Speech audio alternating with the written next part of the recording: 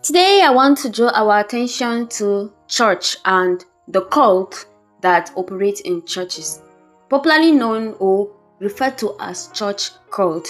And today, on my list, I want to talk about Warren Jeffs. Warren Jeffs was born on December 3rd, 1955, into a world already separated from the rest of society.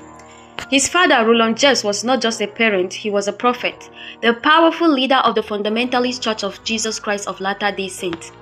From the very beginning, Warren's life was shaped by strict doctrine, isolation, and the belief that their people alone were chosen by God.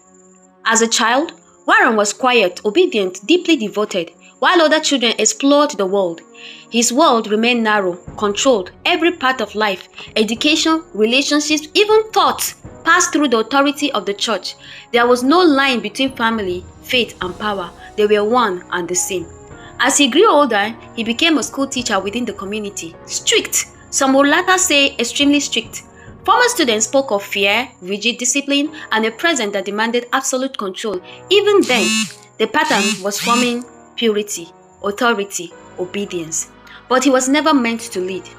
Roland Jeffs had dozens of wives and many children. Succession was complicated, yet slowly, quietly, Warren rose. He gained trust. He handled sensitive matters. He moved closer to the center of power. Then in 2002, everything changed. Roland Jeffs died and Warren stepped forward, not just as a leader, but as the prophet. Unlike his father, his rule hardened quickly. More control, more restriction, more fear. Families were separated if he deemed them disobedient. Marriages were reassigned at his command. Personal freedom shrank even further. To his followers, he was no longer just a man, he was the voice of God. And to question him was to risk eternal damnation. Oh God, you can imagine this kind of brainwashing. Alright, let's continue. Under his leadership, spiritual marriages intensified. Young girls were assigned to older men, and in some cases, to Jeffs himself. These acts were framed as divine will, trapping victims in a reality where abuse was disguised as obedience. At the same time, young boys, later known as the Lost Boys, were cast out. Seen as competition, they were abandoned, often with nothing. Control depended on isolation. The outside world was the enemy. Inside, fear and faith were fused together so tightly the questioning became almost impossible. But beyond the walls, cracks were forming. Stories began to surface. Forced marriages, underage victims, broken families. Law enforcement took notice. Investigation grew. Eventually, Warren Jeffs was placed on the FBI's most wanted list. In 2006, it ended on the road with a simple traffic stop. He was arrested, yet even then, many followers still believed, still waited, still trusted. In 2011, he was convicted of sexual assault of minors and sentenced to life in prison plus 20 years. Recording and testimonies revealed the full weight of control, manipulation, and abuse. Today, Warren Jeffs remains behind bars, but this story isn't just about one man. It's about what happened when belief, authority, and isolation merge, when questioning disappears, and when power begins to define what is right and what is not.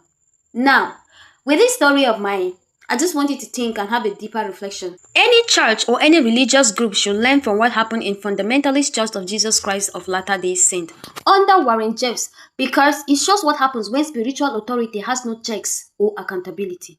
The core lesson is simple. Unchecked power becomes dangerous, even when it starts with religious intent.